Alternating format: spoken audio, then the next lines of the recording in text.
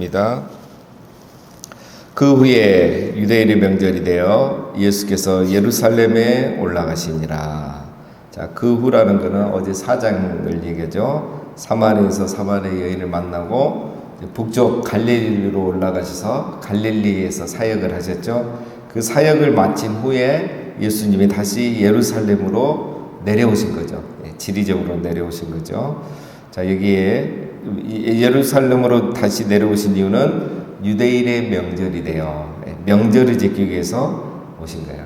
이번 주일날도 우리가 했지만 그 유대인들은 1년에 3번은 예루살렘에 가죠. 모든 남자들은 1년에 3번은 하나님이 정하신 곳에 가서 예배를 하겠죠. 자, 그래서 이 시대는 이제 성전이 있기 때문에 예루살렘 성에 가서 성전에 가서 예배를 드렸습니다.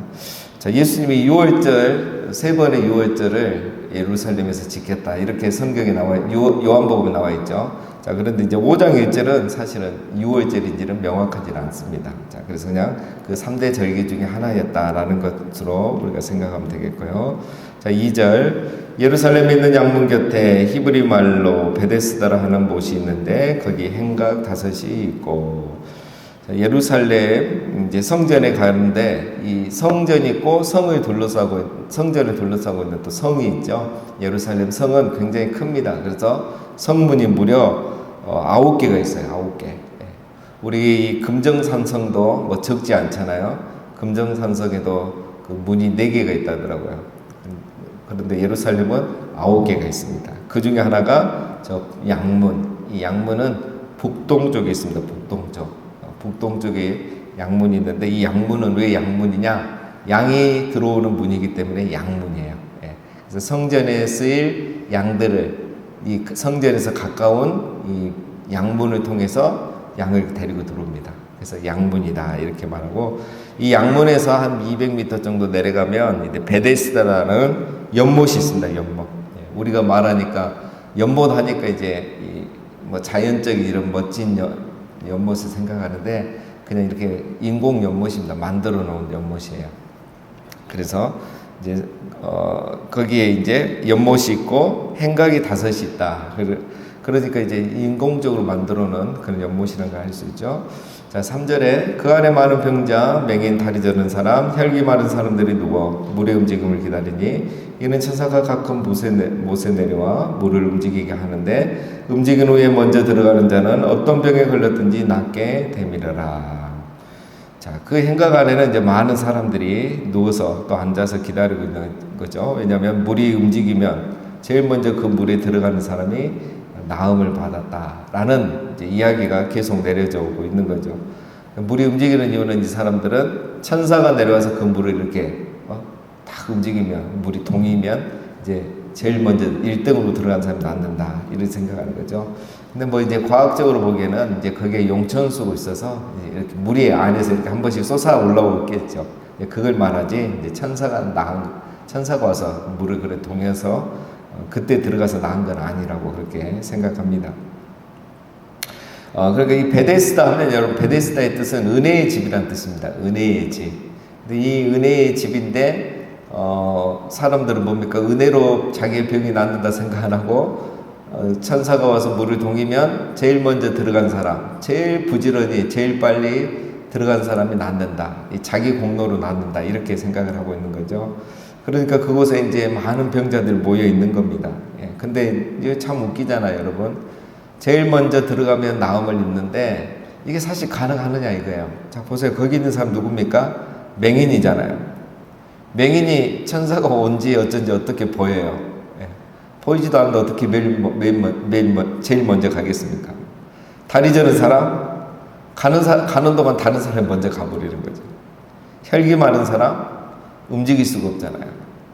그러니까 다 안 되는 거예요. 그런데도 그 희망 고문을 당하면서 이렇게 기다리고 있는 거죠. 그리고 여러분 정말 천사가 여기에 내려왔겠습니까? 그런 일은 없겠죠.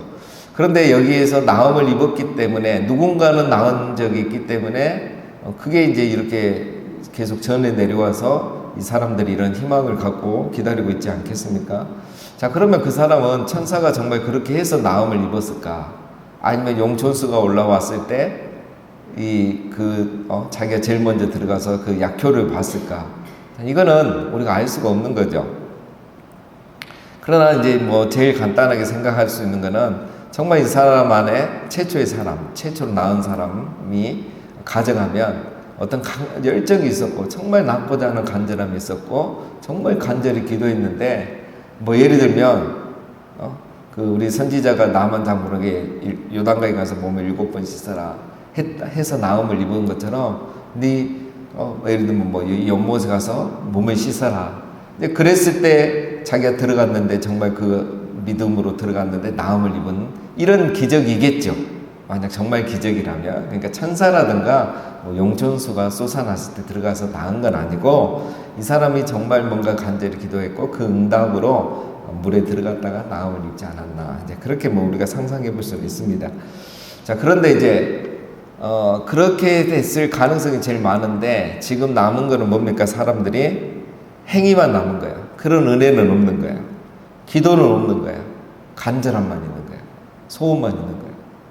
누군가 그분은 그 최초의 그 사람은 정말 은혜를 구했고 기도를 했을 거고 그래서 그 은혜에 힘입어서 나음을 입었는데 지금은 다 없어요. 내가 제일 먼저 들어가야 내가 제일 열심히 해야 병을 나을 수 있어.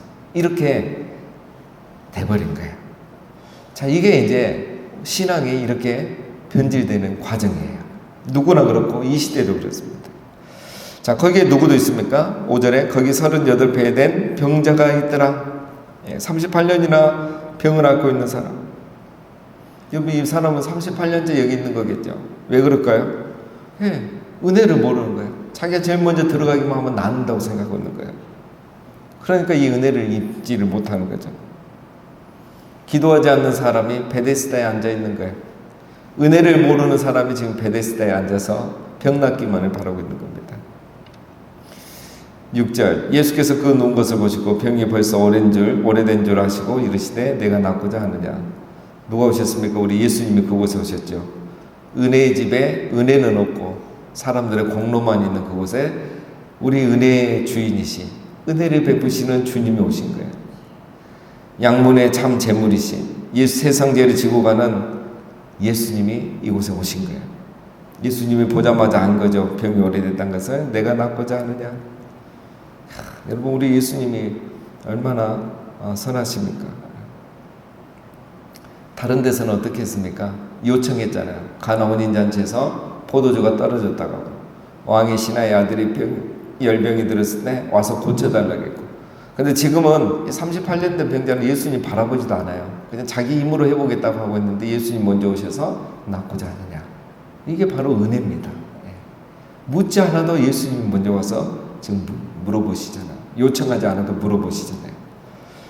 7절 병자가 대답하여 주여 물이 움직일 때 나를 못에 넣어주는 사람이 없어 내가 가는 동안에 다른 사람이 먼저 내려가나이다.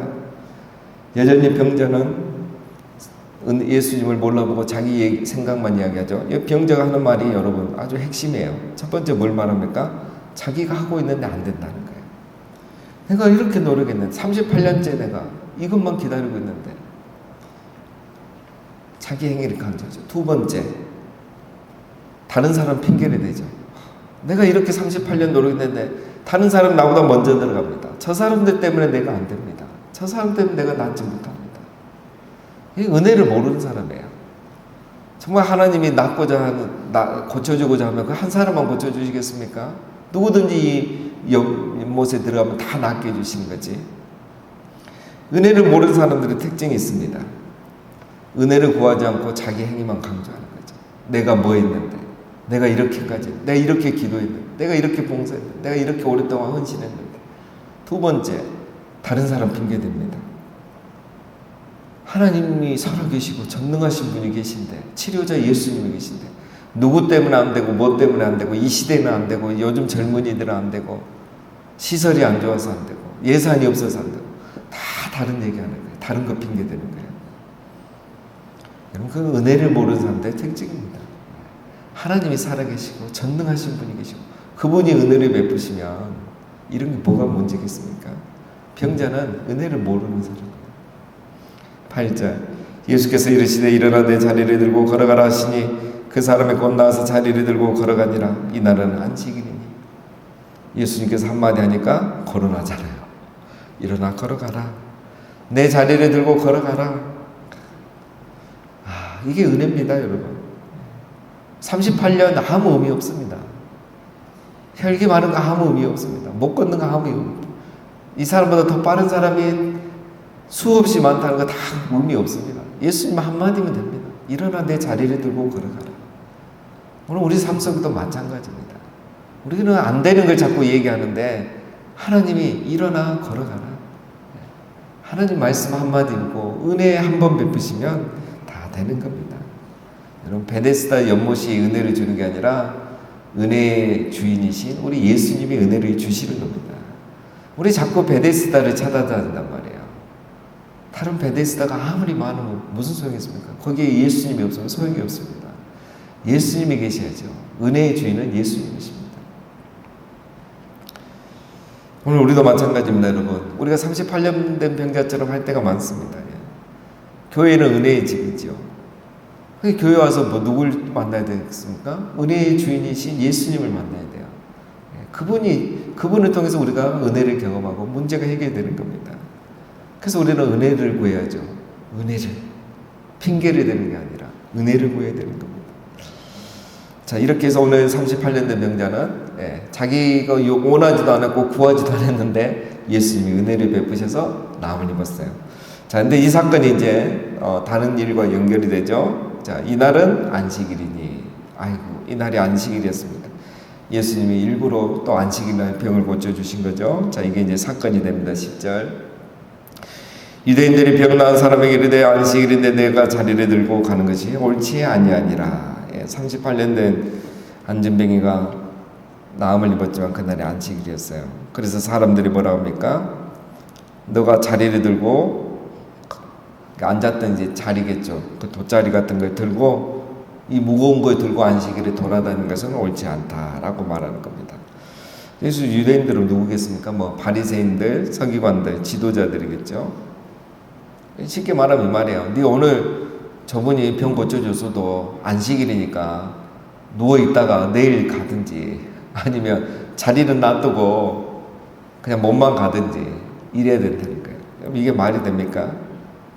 이게 말이 안 되죠. 이런 율법들이 너무너무 많아요. 이 사람들이 안식일에 대한 율법만 해도 39가지입니다. 그러니까 그 달걀 하나 이상의 만큼의 무게가 되는 것을 들고 다니면 안 되거든요.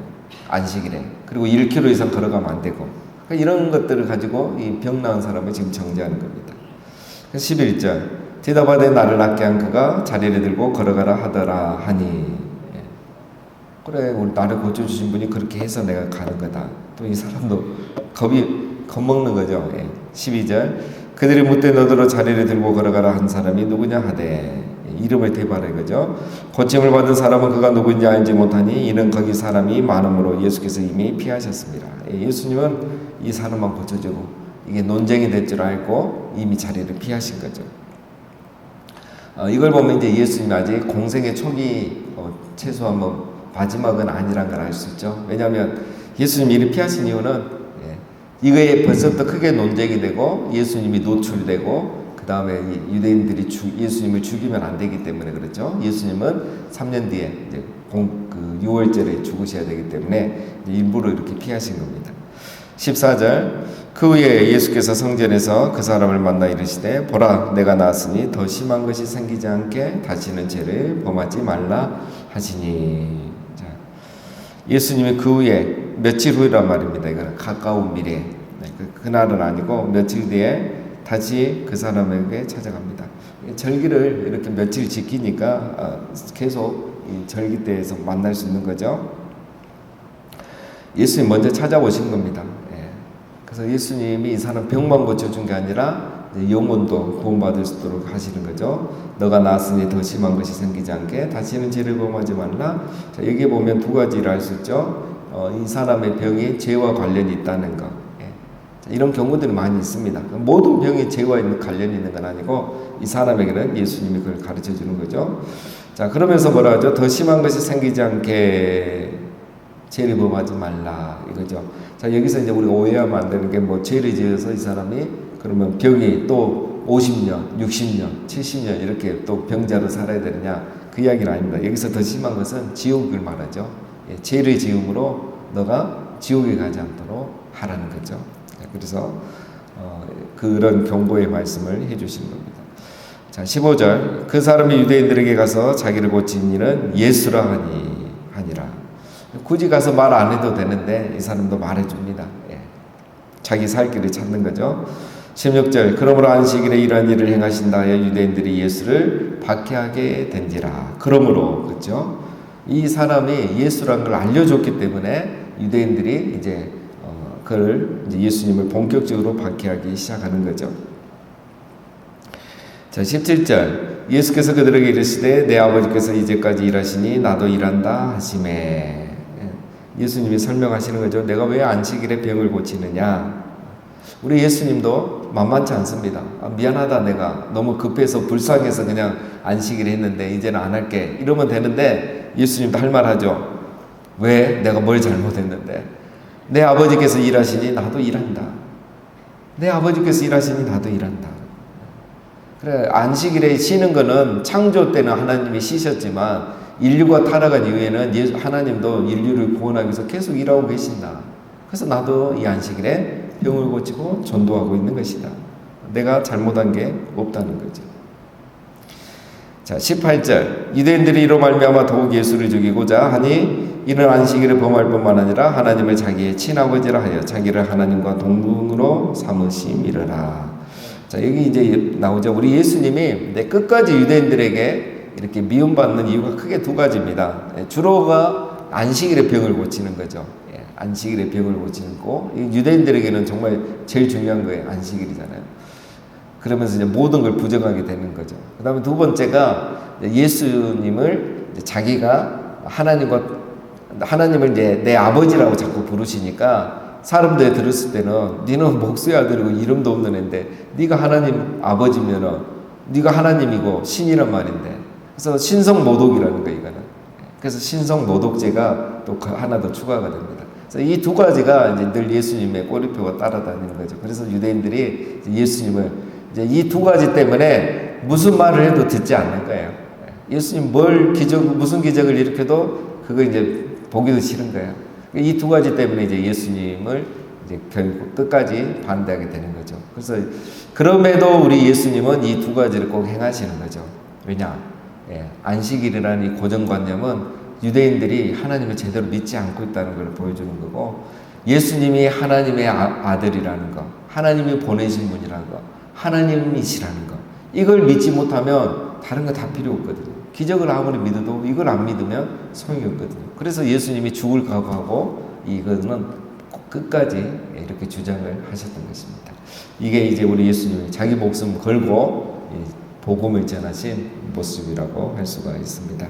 자, 오늘은 우리 예수님이 참 베데스다라는 것을 우리가 살펴봤습니다. 여러분, 예수님이 참 베데스다입니다. 우리가 다른 데 가서 은혜를 구하지 않고 예수 그리스도에게 은혜를 가고 다른 걸 핑계 삼지 않고 예수 그리스도가 우리의 모든 문제 해결 은혜를 베푸시는 분이심을 기억하시고 날마다 그 은혜의 자리에 나가 우리 주 예수 그리스도의 은혜를 힘입는 우리 모두가 되시기를 주님의 이름으로 축원드립니다.